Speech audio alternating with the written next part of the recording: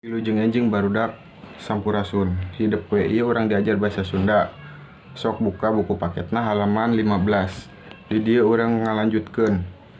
Nyaeta anu bagian E, ngucapkeun kalimat pamenta. Pekjeun kalimat pamenta, terus ucapkeun. Kalayanan lisan, pigawean bagiri jeung babaturan sebab sakola encan tatap muka. Ayeuna mah barudak ngajawab kalimat pamenta eta jeung orang tua atanapi jeung saudara atanapi jeung lanceuk atanapi jeung adik.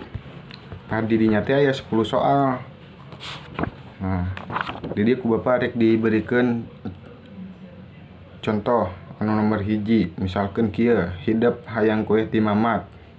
Mamat ngajawab, mangga sok ari hayang kueh mah. Nah, tah kitu. Contohna sok ayeuna mah ku barudak gawean anu 2 nepi 10na, mun tos beres kirim ka WA Bapaknya Japri. Hatur nuhun.